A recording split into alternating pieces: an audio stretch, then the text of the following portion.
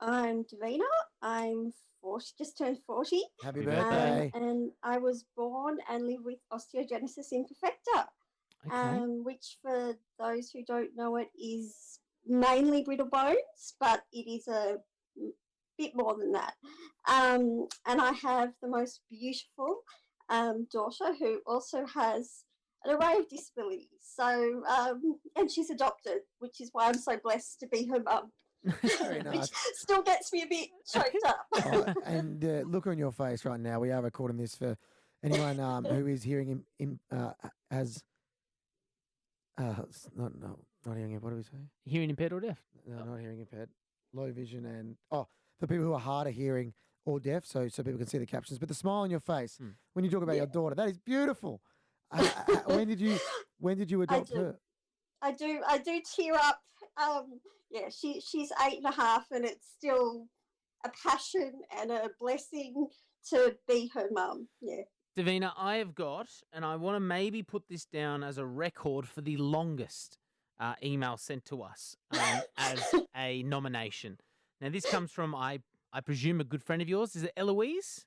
Eloise. Elo, I call her for short. Elo. Now, she has sent paragraphs on paragraphs about you, and in particular, your relationship together.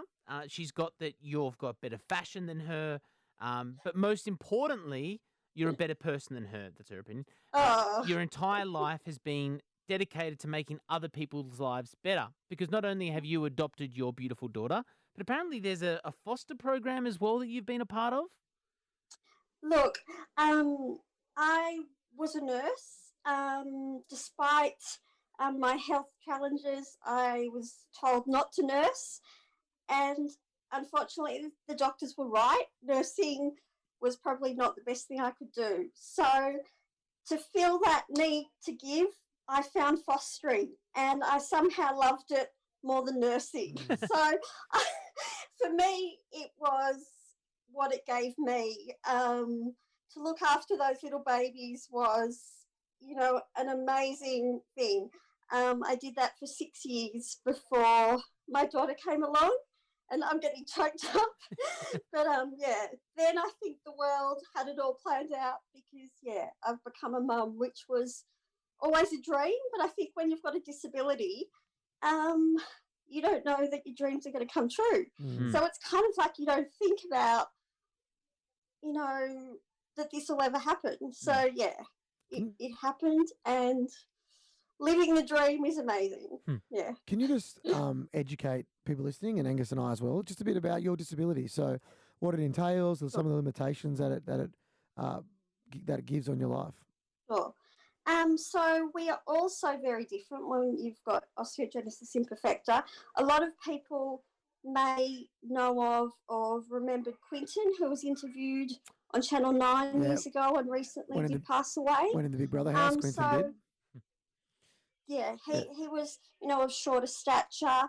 But I am, and growing up, because I'm a bit taller, sometimes the invisible disability can be a lot harder to live with, because people will assume you are normal. But I've had, hundreds of fractures, and you can also have like dislocations, because it affects the collagen, so it affects all your connective tissue. It affects my teeth. I've had like a lot of orthopedic operations, so rods to my legs. Obviously, you miss lots of school. For me also, wasn't supposed to make my 26th birthday because my brain stem was being slowly compressed by my brain because of the soft bone.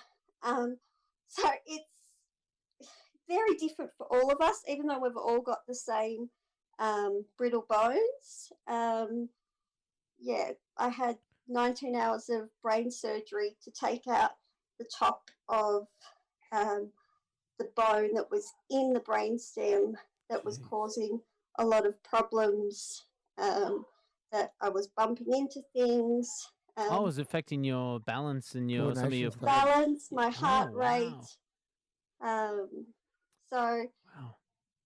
think it's it's complicated. I Yeah. think.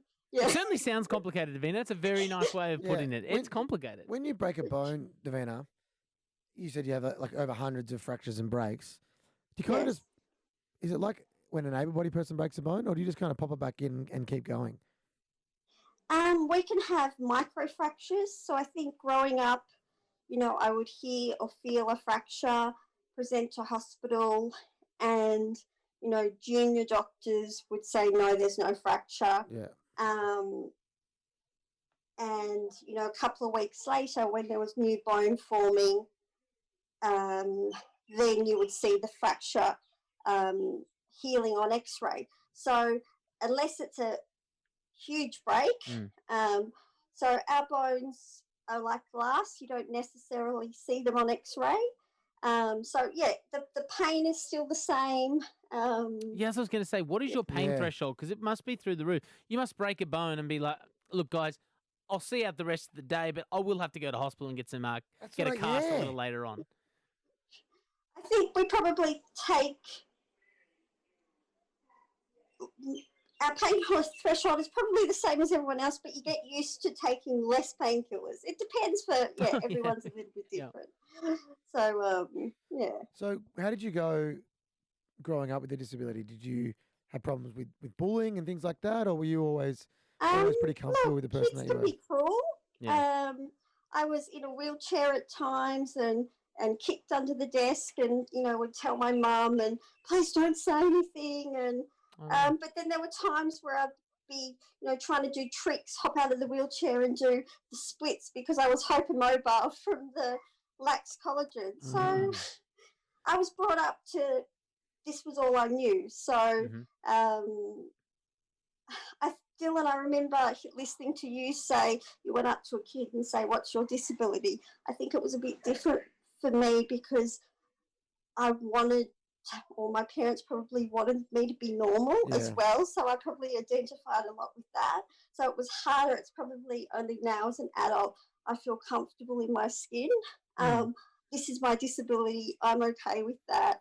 I hated who I was because I didn't feel normal and probably didn't feel disabled enough. So that was an interesting listening to you, what you said about that. Yes, so, that's referencing to the first episode, Dylan's episode, where I interviewed Dylan, and you were saying that, a small kid comes up to you and you say, what's your disability? And his parents go, he doesn't have a disability. He's a normal kid. Yeah. That's the reference that we're making there.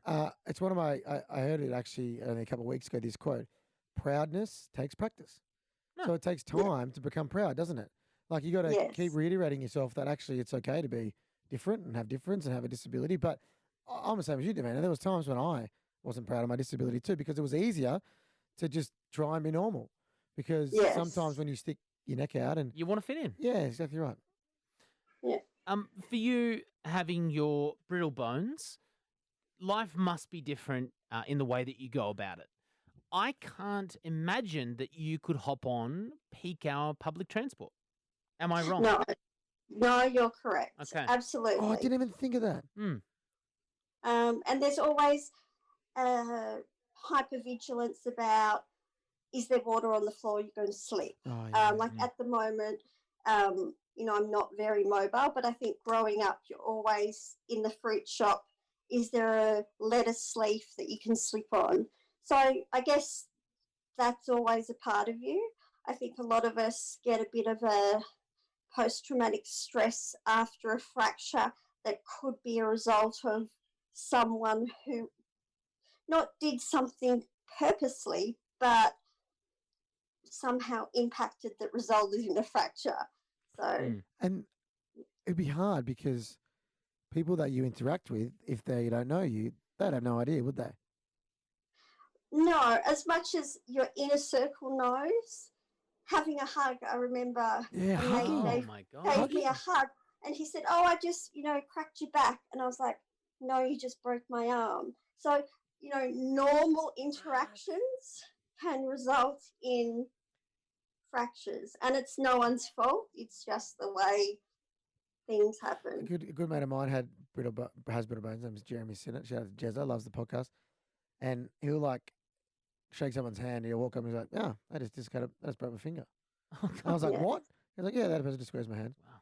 And I was like, And also correct me if I'm wrong, but there's some bones for some people are stronger in other areas than others in the body. Is that right? It kind of affects different areas. I find that it can, for me being female, I don't know if the guys find it, the collagen changes for me throughout the month. So Oh. the sclera of my eyes changes blue. So, everyone's sclera of the eyes is white. So mine will go more blue That's pretty. when I'm I like susceptible that. to break. So it's weird. Oh, assuming the whites, not my iris, but the actual whites of your eyes change color. They go more blue. Whoa. Yes. Well, Okay. I'd take that. That sounds cool. Sounds like something that Storm from. Yeah, sounds very X-Men. Yeah, X-Men. Yeah, I like that. Davina, So Mum would say, "Be careful at school today," and then she'd get a phone call. Davina's fallen and broken her leg. Yeah. So hey, Davina, can you just pull your camera so you're a little bit more central? Because we'll have captions down the bottom, and I don't want you falling into the captions. So maybe just pull it down a little bit, if that's possible. down. Yeah, just so. Yep, perfect. Yeah, something like that. Or you can pull it down. I don't want you to be uncomfortable. Okay. Are you comfy? Perfect. You comfortable? Comfy. Yeah, Great. cool. Yes.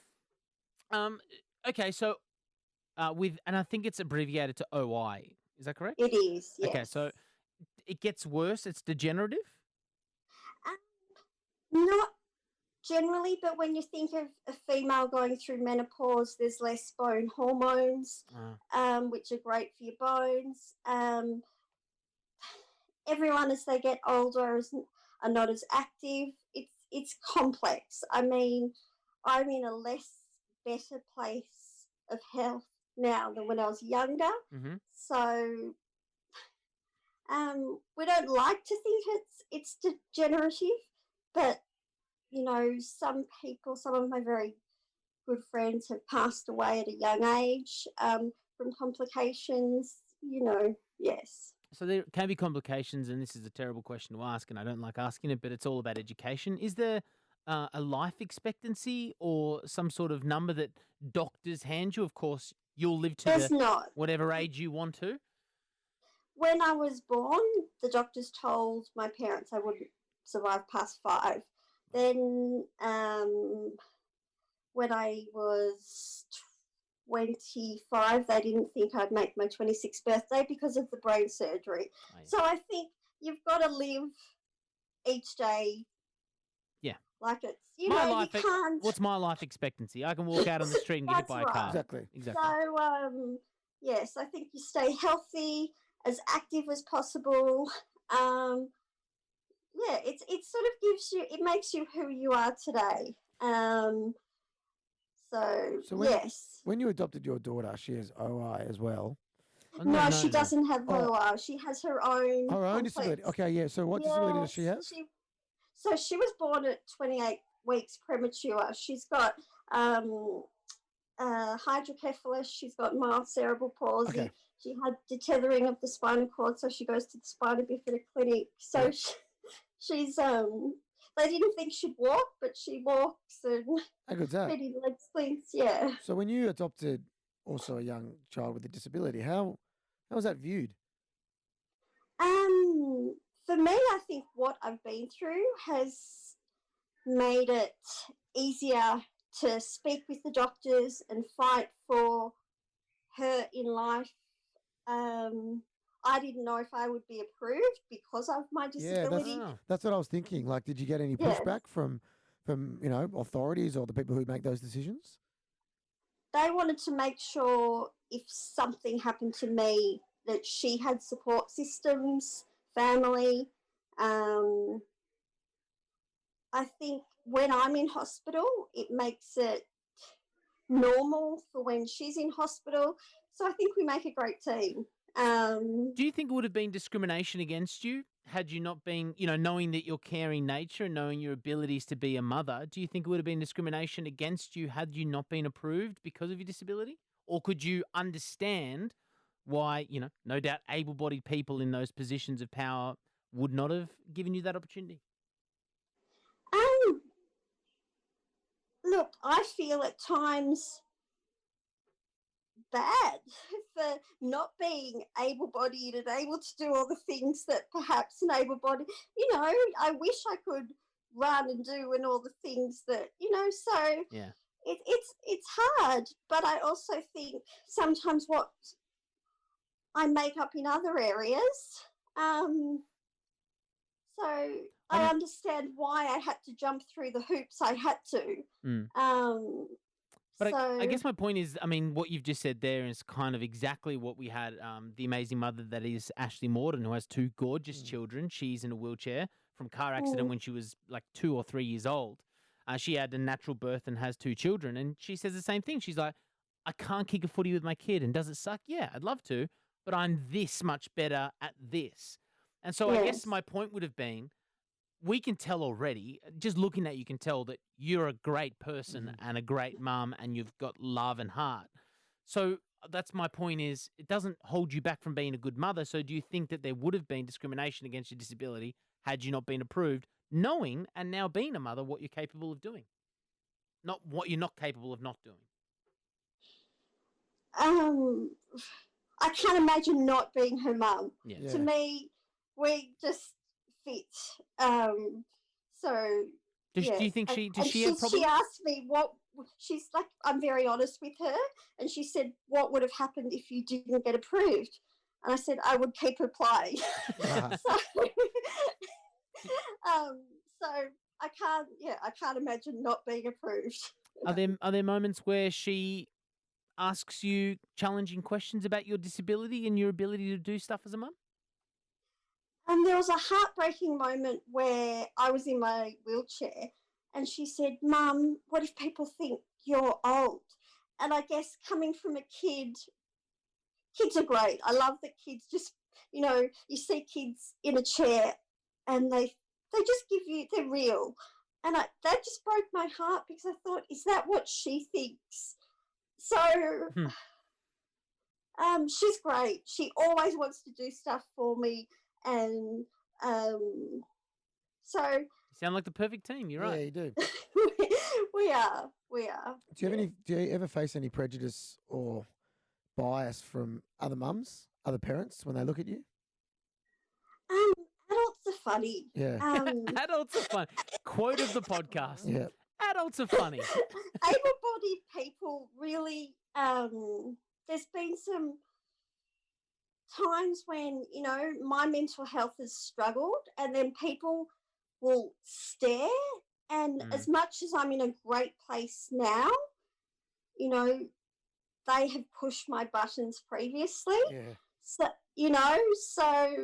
look, I'm lucky I am where I am now, and I'm really proactive with my mental health. Good.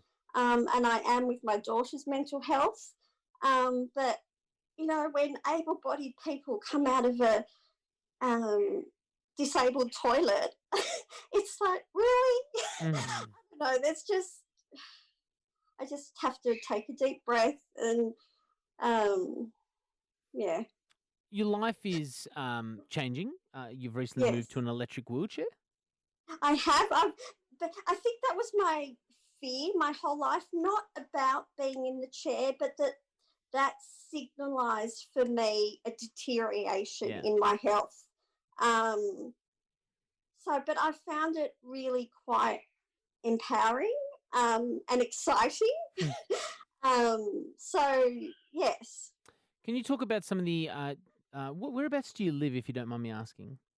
So we're on the outskirts of the city of Sydney. And I've heard that you've had in your particular area some accessibility problems of late. Is that true? Yes. So can you take us through able-bodied people? I get to walk and go wherever I want. It's only the first time that I realised about accessibility problems, my first week working with Dylan and going to get a coffee.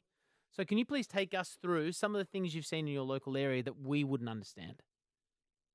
So you go to a shopping centre that has a chairlift by the escalators, and you ask security to use it.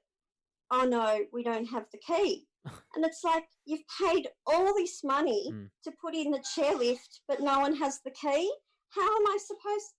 So I think, are they meant to have put in the chairlift for the building? So they've done that to cross it off the list. Tick the box. But they're, just. My favourite is when they go, "Oh yeah, it doesn't work," and you're like, "Cool, sick," and they're like, they walk off, And you're like, oh, that was helpful. That was a good interaction. I appreciate Mm. that. What about when you're these accessibility challenges, when you're with your daughter as well? So I mean, Gus, it's hard enough when you and I go down the street together. You know what I mean? Let course. alone when you guys are together. How do you guys manage Yeah. that? Like who helps who? You know what I mean? I know. It's look, it's come a long way. I'm 40. When I was at school and I was in a chair, Mum would have to come to take me to the toilet. And I think now, what happened if I need to go to the toilet and it wasn't at the times Mum was booked to come to take me to the toilet? So we have come a long way. My daughter's school is all wheelchair accessible when my school wasn't. So we have come a long way in 40 years, but I think we still have got a long way to come. So I try not to get too upset, but when I'm recently getting a toilet key from the spinal cord injury place, because some of them are locked, and if you don't have a key, then you don't get to go. Well, when you've got issues with your bowel and bladder, that does make it hard. Or when able-bodied people are taking up the toilet to do all sorts of things in there. It makes it interesting. So, yeah. So how is so obviously you've seen a multi-generational change with disability, and it must be looking from, like you said, from where you've come from to where we are now, you can see great steps forward. Obviously there are a lot still to go. What do you, when you look at your daughter's future, what are you hopeful for her? I think it's hard having an invisible disability for her. She looks normal. So if there's a behaviour that's unusual, but because of her disability, so it's more of a behavioural thing, I think more acceptance from the general community. I don't think people know how to react.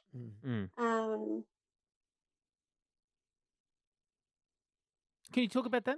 Talk about the reactions that you get, or she gets.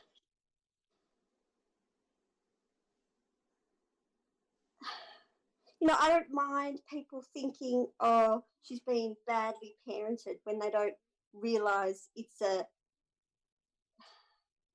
without going into, it's her story to tell. Yeah, I'm very aware. In my back of my head, I'm listening to two peas in a pod. The two mothers who are like, we're not telling our children stories. Yeah, it's hard to say too much, because that is her story to tell when she's old enough. But a lot of people give some funny looks and walk away, and it's just, I think she doesn't have autism, but you think of an autistic kid and people aren't very accepting when there's a behaviour that isn't the norm. And I think people have to realise not everyone is atypical. It goes along sort of that idea, I think. I can understand that. And does that make sense? But your story of that is that you're being judged as a bad parent because people don't have an understanding of disability as a whole and what a whole spectrum of disability could be. You'll have, there aren't enough parents who can. Yeah, go. You go. You go, Davina. What are you going to say? It's because I think on the outside, and I felt this growing up, because on the outside I looked normal. People think, I say I had fatigue because my bones and my muscles were not normal. So if I needed to park, I wouldn't park in a disabled spot, because I had, you could park in the metered parking but not pay. People would point, you've got a disabled parking permit, and it's like, you know what, you have nothing. People just feel the need to get involved. So I think it's just people are very I think people need to calm down and be accepting and invite kids, and I think society's very it's multifactorial. Do you worry about the world that your daughter's going to grow up in?